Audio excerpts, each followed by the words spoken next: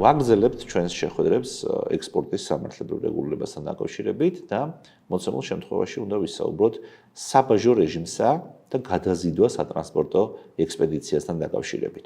სახელმწიფოს საბაჟო პოლიტიკა არის ხელისუფლების მიერ გატარებული ეკონომიკურ-სამართლებრივი ღონისძიების სისტემა საბაჟო სფეროში. მისი მიზნებია ეკონომიკური ზრდა, სახელმწიფო შემოსავლის მოზიდვა, სავაჭრო ბალანსის მართვა, საზოგადოებრივი უსაფრთხოება, სტრატეგიული მიზნების მართვა, ინტეგრაცია გლობალურ ბაზარზე და ასე შემდეგ. საქართველოში საბაჟო სისტემის რეგულირების მიზნით დაწესებულია 6 სახის საბაჟო რეჟიმი. ეს არის თავისუფალ მიმოქცევაში გაშვება, იგივე იმპორტი, რეიმპორტი, ტრანზიტი, უბაჟო ვაჭრობა, ექსპორტი და რეექსპორტი. მოდით განვიხილოთ თითოეული მათგანი. თავისუფალ მიმოქცევაში გაშვება, იგივე იმპორტი. საბაჟო ტერიტორიაზე შემოტანილი საქონლის მუდმივი დატოვება ამ ტერიტორიაზე მოცემულ შემთხვევაში საქართველოში გატანის ვალდებულების გარეშე.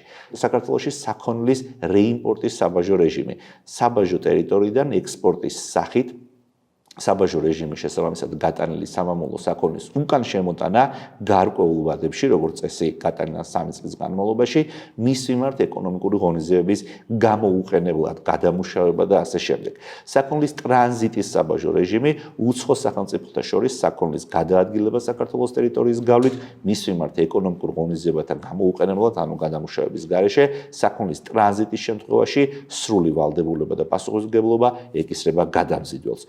უბაჟო ვაჭრობის საბაჟო რეჟიმი ნებისმიერი საქონლის გაყიდვა უბაჟო საცალო სავაჭრო ობიექტებში საბაჟო კონტროლის ქვეშ საქართველოს საბაჟო კონტროლის ზონებში იქნება ეს აეროპორტი, ნავსადგურები და სხვა ადგილები საერთაშორისო მიმოსვლისათვის საქონლის მიმართ ეკონომიკური პოლიტიკის ღონისძიებათა გამოუყენებლად. მაგალითად იგივე duty free ეგრეთ წოდებული, რომელსაც აეროპორტებში ვაწყდებით ხოლმე. საქონლის ექსპორტის საბაჟო რეჟიმი, საქონლის გატანა საქართველოს საბაჟო ტერიტორიის გარეთ, ამავე ტერიტორიაზე შემოტანის ვალდებულებების გარეშე და საქონლის რეექსპორტის საბაჟო რეჟიმი უცხოური საქონლის გატანა საქართველოს საბაჟო ტერიტორიიდან ეკონომიკური პოლიტიკის ღონისძიებათა გამოუყენებლად. საქართველოს ტერიტორიაზე საქონლის რეექსპორტისთვის აუცილებელი და საჭიროა საბაჟო ორგანოთა ნებართვა, საქართველოს ტერიტორიაზე შემოტანილი უცხოური საქონლის გამოცხადება რეექსპორტისათვის და ქვეყნიდან გატანა არაუგვიანეს 6 თვისა მასზე საბაჟო დეკლარაციის მიღების დღიდან. ამის შემდგომ უკვე ტვირთი ექცევა იმპორტის რეჟიმში. ასევე საბაჟო გადასახადების სახით სავალდებულო შენატანებსაც ვაწყდებით ექსპორტ-იმპორტის პროცესში, როგორც წესი საბაჟო გადახდის სახეობები არის საიმპორტო საბაჟო გადასახადი, დამატებითი ღირებულების გადასახადი, DGG, იგივე და აქციზის გადასახადი და ასევე საბაჟო მოსაყრებლების სახით ვიხდით საბაჟო ფორმალური პროცედურებისათვის გადასახადებულ გადასახადებს და ლიცენზიისთვის დაწესებულ გადასახადებს. ეს რაც შეეხებოდა საბაჟო პროცედურებს. ეხლა რაც შეეხება გადაზიდვას და სატრანსპორტო ექსპედიციას და მათ განსხვავებებს. გადაზიდვასა და სატრანსპორტო ექსპედიციას რეალურად ექსპორტის პროცესში ძალიან დიდი მნიშვნელობა აქვს და მით უმეტეს ძალიან დიდი მნიშვნელობა აქვს მაშინ, როცა გლობალიზაცია და რეალურად ბაზრების გლობალიზაცია ჩვენი ყოველდღიურობის ნაწილი ხდება. საერთაშორისო სატრანსპორტო გადაზიდვები, როგორც წესი, კლასიფიცირდება ხოლმე სხვადასხვა ნიშნების მიხედვით, მაგალითად, სატრანსპორტო საშუალებების სახეობებით, საზღვაო, სამდინარო, სახმელეთო, საჰაერო და ასე შემდეგ, სატრანსპორტო ოპერაციის საგნით, ტვირთი, მგზავრი, პოსტა და ასე შემდეგ, გადაზიდვის პერიოდულობით სახაზო, ტრამპული, რეგულარული, ნაოსნობა, არარეგულარული და ასე შემდეგ. ტვირთის გადაზიდვისა და სატრანსპორტო ექსპედიციას პირველ რიგში განასხვავებს მათი როლები და მიწოდებული სერვისების არეალი. კერძოდ, ტვირთების გადაზიდვა გულისხმობს ზოგადად საქონლის ან პროდუქტის გადაადგილებას ერთი ადგილიდან მეორე ადგილას და ძირითადი აქცენტი კეთდება ტრანსპორტირების ლოჯისტიკაზე. როგორც წესი, ეს შეიძლება მოიცავდეს ფაქტობრივ გადაადგილებას, ფიზიკურ გადაადგილებას ტვირთებისას, მაგალითად სახმელეთო გზით, მხოლოდ საზღვაო გზით, მხოლოდ საჰაერო გზით და ასე შემდეგ.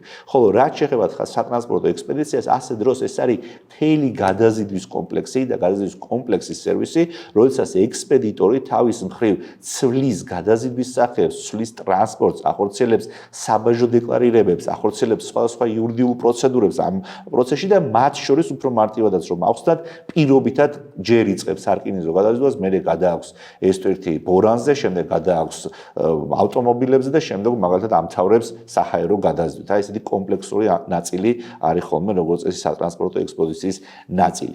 ტვირთის გადაზიდვის ხელშეკრულების მახასიათებლები არის მთავარი გამგზავნი და მიმღები, ანუ მხარეები, პასუხისმგებლობა, ვიზზე და როგორ ნაწილდება, მომსახურების ფარგლები, როგორ უნდა განაწილდეს მომსახურება და პირობითად ვიზზე გადადის ტვირთის დაზიანების და დაღუპვის რისკი. სატრანსპორტო ექსპედიციის შემთხვევაში მხარეებია შემკვეთი და ექსპედიტორი, პასუხისმგებლობას რაც შეეხება მთლიანად ეკისრება ხოლმე როგორც წესი ექსპედიტორს, მომსახურების ფარგლები არის ხოლმე როგორც წესი მულტიმოდალური და არის ხოლმე სხვადასხვა ქვეყნებში და სხვადასხვა ტერიტორიებში მიწოდება, პირობითად, რა ვიცი, ერთი ქვეყნიდან, ერთი კონტინენტიდან წამოსული ტვირთი, რომელიც ვიმეორებ როგორც წეგან აუშნე, იცვლის ხოლმე მაგალითად გადაზიდვის საშუალებებს და ჩადის საბოლოო დანიშნულების ადგილას.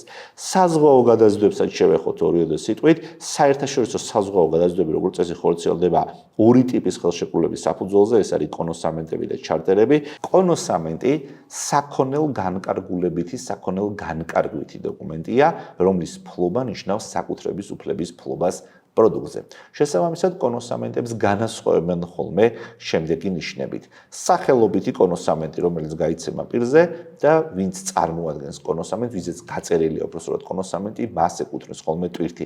საორდენო, ანუ წარმომდგენის სახელზე გაცემული დოკუმენტი, უფლებამოსილებას აძლევს პირს, რომელიც ფიზიკურად წარმოადგენს ხოლმე კონოსამენტს. წილობრივი კონოსამენტი, როდესაც მაგალითად ტვირთს რამდენიმე მესაკუთრე ყავს და შესაბამისად თითოეული მესაკუთრის ტვირთი არის წილობრივი გამოსახული და გამჭოლი კონოსამენტი, როდესაც მაგალითად გადაზიდვის შემთხვევებში ტვირთები როგორც წესი გადაიზიდება სხვადასხვა შერეული ტრანსპორტის მეშვეობით და ამიტომ მას მიყვება ხოლმე ერთი გამჭოლი კონოსამენტი.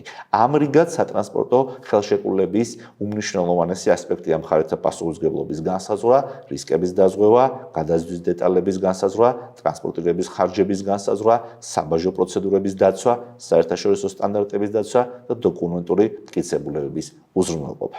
გმადლობთ.